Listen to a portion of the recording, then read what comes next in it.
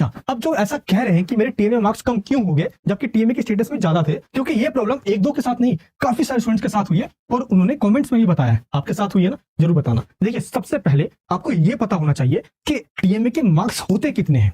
आप देख लीजिए, ये रहे क्लास 12th के सब्जेक्ट्स और देखिए इसके आगे लिखा हुआ है टीएमए वाले कॉलम में मैक्सिमम मार्क्स। ये देखिए, ये क्लास 12th का है, 10th के आगे ये टीएमए के मार्क्स हैं। तो आप देख सकते हो अब यहाँ पे सभी सब्जेक्ट में 20 मार्क्स का नहीं होता।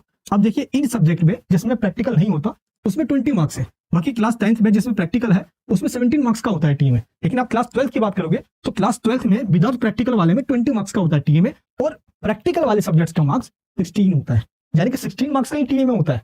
लेकिन अब जरा आप यहाँ पे चेक कीजिए, अब इस बच्चों को देखिए फिजिक्स के अंदर कितने मार्क्स मिले हुए हैं, 17 मार्क्स। लेकिन जो फिजिक्स का जो टीएमए है वो होता कितने मार्क्स का एक्चुअल में, ये देखिए 16 मार्क्स का होता है। तो कई बार क्या होता है, ये जो टीएमए का स्टेटस होता है ना, इसके अंदर आपको आउट ऑफ 20 में से मार्क्स दे दिए जाते हैं और जब रिजल्ट आता है तो उसको जितने मार्क्स का आपका टीएमए होता है उतने में से कन्वर्ट करके आपको मार्क्स दिया जाता है। तो पहला ये रीजन होता है मार्क्स के कम हो जाने का, क्योंकि एक्चुअल में जो मार्क्स है ये यहाँ पे शो हो रहा है, ये आप खुद भी निकाल सकते हो। थ्योरी का 20% टीएमए होता है,